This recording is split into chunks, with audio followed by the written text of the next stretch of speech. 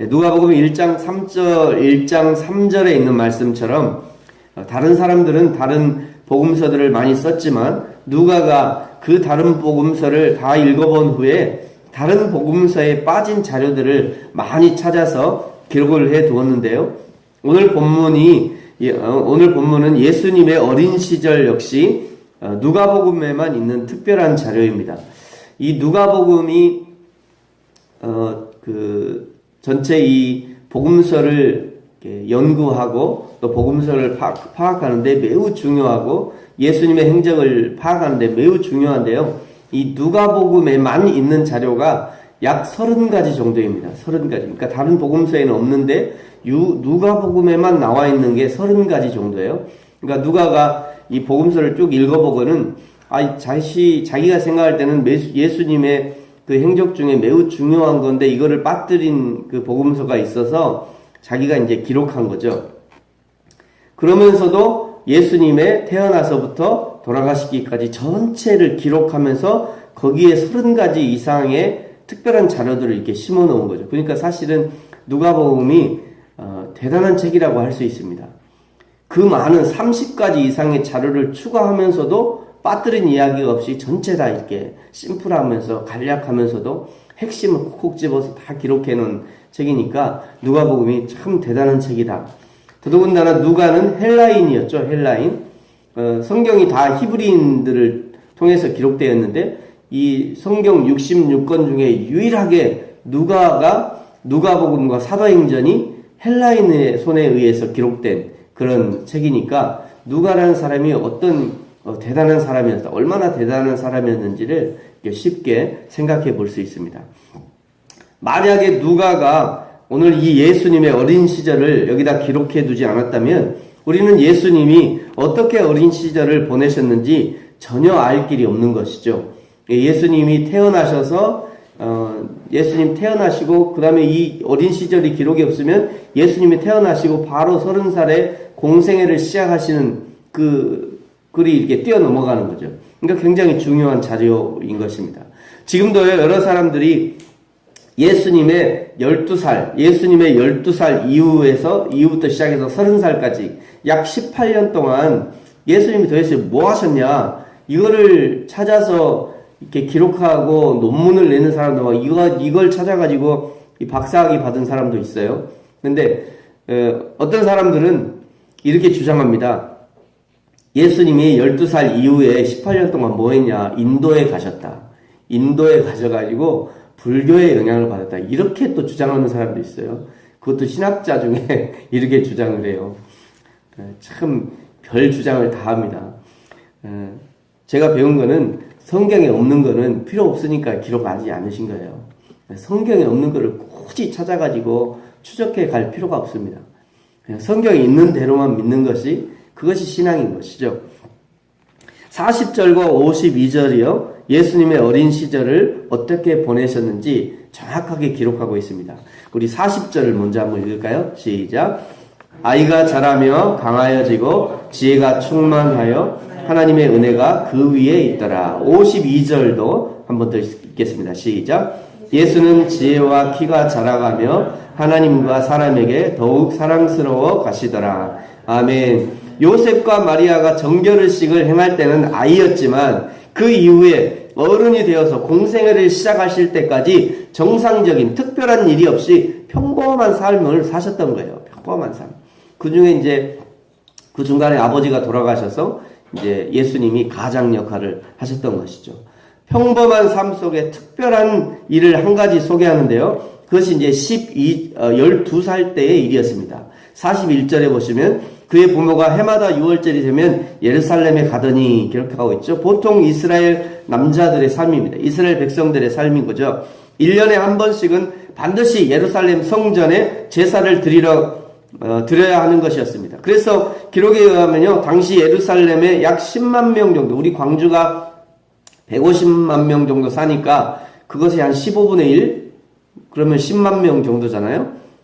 북구가 얼마나 사는지 모르겠습니다. 약 10만 명 정도 이 예루살렘에 살았는데 6월절 절기가 되면 보통 100만 명 정도가 거기에 찾아왔다고 그래요. 100만 명 정도가 일주일 동안 거기서 먹고 사는 겁니다. 일주일 동안.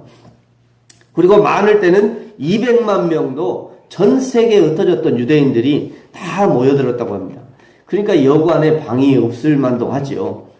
보통보다 10배가 지금 늘었으니까요. 지금도 이스라엘 사람들은요, 12살이 되면 성인식을 하는데 예수님도 12살 때 성인식의 관례를 행하기 위해서 그 부모님들과 함께 예루살렘에 올라가셨습니다. 43절에 보시면 모든 관례를 마치고 돌아갈 때 예수는 예루살렘에 머물렀지만 그 부모는 알지 못했습니다. 왜냐하면 너무 많이 사람들이 있으니까 아이가 제대로 따라오겠지라고 생각하고 미처 체크하지 못했던 거예요. 약 하루하고 반나절이 지나서야 예수님이 없다는 것을 드디어 발견하고 수소문을 하면서 다시 예루살렘으로 올라갑니다. 여러분, 신앙생활이 무엇인가 누군가 묻는다면 그것은 예수님과 동행하는 것이라고 할 수 있을 것입니다. 예수님과 동행하는 것이 신앙생활이죠. 그렇다면 신앙생활을 하면서도 예수님과 동행하지 못하는 경우가 있는가? 오늘 예수님의 부모님처럼 당연히 예수님이 부모님 뒤를 졸졸 따라오고 있겠지 생각하다가 뒤늦게 함께하지 않았다는 사실을 발견할 수 있다는 것이죠. 당연히 함께 하시겠지라고 생각하다가 어느 순간에 훅 돌아보니까 없어요. 그런 경우들이 있다는 거예요. 저와 여러분도 마찬가지입니다. 당연히 예수님이 함께 하시겠지. 나는 주일 성수하는 신앙이니까 당연히 함께 하실 거야. 나는 11조 하는 신앙이니까 당연히 함께 하겠지. 나는 3대째 예수 믿는 가정이니까, 나는 목사니까, 나는 장로니까, 나는 권사니까 당연히 예수님이 나와 함께 하시겠지 생각할 수 있다는 거예요. 여러분, 저와 여러분은 어떻습니까? 혹시 이 당연히 속에 예수님을 가둬놓고 있지는 않으십니까? 좋은 신앙은 예수님 중심의 신앙생활이어야 합니다. 세상은 날로 사람 중심, 나 중심의 삶으로 우리를 몰아가고 있지요. 그래서 그냥 그 에덴 동산에서부터 사단이 우리에게 심어주는 게 뭡니까? 너 스스로 하나님이 될 수 있다. 네가 이 선악과만 따먹으면 네가 하나님처럼 될 수 있다. 한번 해봐라. 지금도 똑같다네. 지금도. 여러분, 어떤 분이 이런 예화를 하더라고요. 여러분, 우리의 자녀가 있어요. 여러분, 한번 생각해 보십시오. 자녀가 있어요. 내 아들이 있어. 내 아들이 있는데 고등학교 때 너무 공부를 잘해. 최 1등급이야. 학교에서도 1등급, 수능을 봤는데 그냥 최상위 1%, 1%까지 나왔다. 너무 좋아. 인성도 좋아. 사람도 관계를 잘해. 공부도 잘해. 너무 신앙도 잘해. 신앙생활도 너무 잘해. 그러면 학교 어디 보내야 되죠? 서울대 가야죠. 그 사람은 서울대가 신앙인 거예요. 그렇잖아요. 대부분, 그래서 대부분, 저도 마찬가지일 것 같아요. 대부분. 학교도 공부도 잘해, 신앙도 좋아, 인성도 좋아, 최상위 1등급이야. 그럼 서울대 가야지, 당연히. 근데 그분은 서울대가 그러면 신앙인 거예요. 그렇잖아요. 그러니까 우리의 신앙을 한번 돌아보라는 거죠. 우리가 어떤 신앙인가. 내 신앙이 어떤 신앙인가. 저도 그럴 것 같아요. 당연히. 지금은 우리 대한민국은요. 서울대가 신앙이에요. 서울대가 신앙. 삼성이 신앙이고요. 서울대가 신앙이고 돈 많이 주는 회사가 신앙이고 아무리 공부 잘해보십시오. 장신대 총신대 가라. 야 가지마. 너 인생 고생하고 싶냐? 못 가게 해요. 야 너 공부 그렇게 해놓고 서울대 장신대 총신대 가려고 그래? 이게 한국교회 안타까운 신앙인 거죠. 안타까운 그런 현실인 것입니다. 오늘 46절에 보시면요. 사흘 후에 예루살렘 성전에서 예수님을 만났는데 선생들 중에 앉아서 듣기도 하고 묻기도 했다라고 기록하고 있습니다. 당시에 이 예루살렘 성전에 생전에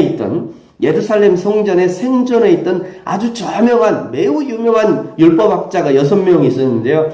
힐렐, 샴마이, 가말리엘. 우리가 이제 가말리엘을 알고 있죠. 사도 바울의 선생이었잖아요.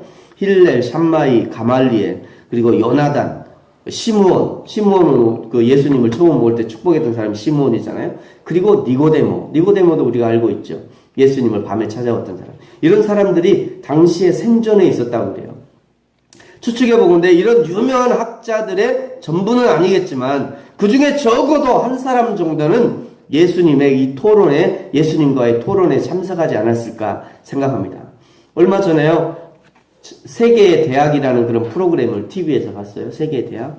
세계에서 가장 질문을 하지 않는 대학이 대한민국 대학이라고 부릅니다.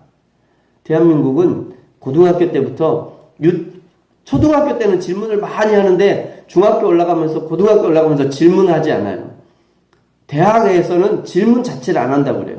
왜 안 하냐면 내가 질문하면 내가 모르는 것을 다른 사람한테 들통내는 거니까 안 한다고 그래요. 질문하면 오히려 이상하게 생각하대, 대학에서도. 근데 어느 나라 대학에서 가장 질문을 많이 한 줄 아십니까? 이스라엘이라고 그래요. 이스라엘 대학은 거의 수업의 절반 이상이 질문과 대답이라고. 교수가 일방적으로 가르쳐주는 것은 아주 극소수고 거의 수업의 절반 이상이 질문하고 대답하고. 그러니까 유대인들에게서 그렇게 많이 노벨상이 나오는 것입니다.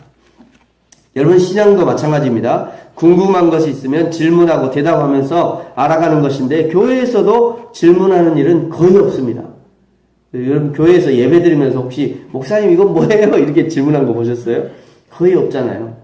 마치 그것은 거룩하지 못한 것처럼 인식되고 있기 때문에 그렇게 하는 거예요. 저도 그랬던 것 같아요. 저도 그렇게 자라왔고 제가 유초등부나 청년부를 가르칠 때도 그렇게 안 가르쳤던 것 같아요. 예배 드릴 때 목사님 설교할 때는 조용히 해. 이것이 아주 기본이 되어버렸죠. 그것이 우리 신앙생활이라는 겁니다. 우리가 그렇게 배웠다는 거죠. 여러분, 새벽 예배 이후에 궁금한 것이 있으면 저에게 문자로 이렇게 질문하시면 좋을 것 같아요. 그럼 저도 최선으로 대답해드리고 혹시 저도 모르는 것들이 있으면 또 공부해서 알려드리도록 하겠습니다. 48절에 보시면요, 3일 만에 예수님을 찾은 아버지와 어머니가 어찌하여 우리에게 이렇게 하였느냐? 보라, 내 아버지와 내가 근심하여 너를 찾았다 라고 말합니다. 그랬더니 예수님이 매우 중요한 말씀을 하셨어요. 우리 49절 같이 한번 읽습니다. 시작. 예수께서 이르시되 어찌하여 나를 찾으셨나이까? 내가 내 아버지 집에 있어야 될 줄을 알지 못하셨나이까? 하시니. 아멘. 이게 이제 이 복음서에, 누가복음에 등장하는 예수님의 첫 번째 말씀이죠. 혈육의 모친인 마리아에게 하시는 조심하는 그 투의 공손한 말씀이지만 예수님 자신의 존재를 정확하고 단호하게 말씀하신 것이라고 할 수 있습니다. 이 말씀은 예수님이 어려서부터 이미 자신이 왜 이 땅에 있는지, 왜 이스라엘 사람으로 태어났는지 정확하게 인식하고 있었다는 그런 증거입니다. 저와 여러분도 때로는 정확하고 단호하게 우리의 정체성을 드러내야 할 때가 있습니다. 죄의 유혹 앞에서 단호해야 합니다. 신앙의 결단이 필요할 때 또 단호하게 결단해야 되는 것입니다. 예수님의 이 단호하신 말씀을 듣고 그 부모가 깨닫지 못했지만 51절에 보시면 그 어머니 마리아는 이 모든 말을 마음에 두었다라고 기록하고 있습니다. 저와 여러분은 어떤 하나님의 말씀을 마음에 담아두고 계십니까? 송구영신에 주셨던 말씀도 간직하시고 또 주일에 주셨던 말씀도 한 주일 내내 곱씹으면서 묵상하시고 그렇게 간직하시고 날마다 새벽에 주시는 말씀은 그날 하루 곱씹고 묵상하시면서 잘 간직하시기 바랍니다. 여러 말을 합니다만 성경 구절을 여러 구절을 쭉 짚어가면서 말을 합니다만 그 중에 나에게 주시는 하나님의 말씀, 내 마음에 탁 던져주시는 그 말씀이 있습니다. 그것을 붙잡으셔야 되는 거죠. 그 간직한 그 말씀이 내 발의 등이 되는 것이고요. 내 길에 빛이 되는 것입니다. 예수님의 이런 어린 시절을 어떻게 보내셨는가, 이제 아까도 읽었습니다만 52절이 마지막 결론과 같이 말씀합니다. 우리 52절을 같이 읽습니다. 시작. 예수는 지혜와 키가 자라가며 하나님과 사람에게 더욱 사랑스러워 가시더라. 아멘. 어린아이가 어른들로부터 사랑받는다는 것은 결코 쉬운 일이 아닌 것 같습니다. 그냥 어리다고 다 사랑하는 거 아니고요. 어리다고 다 사랑받는 것이 아니죠. 어린아이들이 어른들에게 사랑받는 비결 중에 가장 중요한 것은 예의와 듣기가 아닐까 생각합니다. 예의와 듣기. 예수님이 그 보본을 잘 보여주셨습니다. 3일 동안 걱정하면서 자신을 찾으셨던 그 부모님께 예의 있게 말했고요. 예루살렘 성전에서 학자들과 이야기를 할 때도 예의에 어긋나지 않도록 묻고 또 잘 들으셨습니다. 저와 여러분의 자녀들, 그리고 우리의 손주들, 그리고 교회의 다음 세대 어린이들, 청소년들이 예수님처럼 예의 있고 잘 듣는 아이로 성장하게 되기를 축복합니다. 교회에서요, 예의를 잘 가르쳐야 됩니다. 예의를. 인천에 가면 인천 순복음교회라고 아주 큰 유명한 교회가 있죠. 이 교회에서 이제 중점적으로 하는, 교회에서 아주 교회 대대적으로 하는 것이 효입니다. 효. 당연히 교회에서는 효를 가르쳐야 된다. 이러시면서 효를 굉장히 많이 이렇게 강조하세요. 광주의 남구에 가면 남구의 이전 남구청장이 그 효를 굉장히 강조했던 것 같아요. 처음에 광주에 와서 남구로 왔는데 그게 너무 마음에 와닿더라고요. 야, 이 광주의 남구가 대단한 곳이구나. 그런 생각들을 했습니다. 교회에서도 마찬가지입니다. 교회에서도 어른들을 알아보고 또 어른들의 말을 잘 듣는 아이가, 그 아이가 정말 예수님의 사랑을 받기에 충분하고 어른들로부터 사랑을 받는 아이로 성장하는 것입니다. 저와 여러분의 또 가정에서 또 우리 교회의 다음 세대가 정말 예수님의 말씀을 잘 듣고 또 어른들을 알아보고 효를 하고 그리고 잘 듣는 지혜가 있어져서 하나님의 사람으로 잘 성장되는 그런 다음 세대가 되기를 축복합니다. 같이 한번 기도하겠습니다.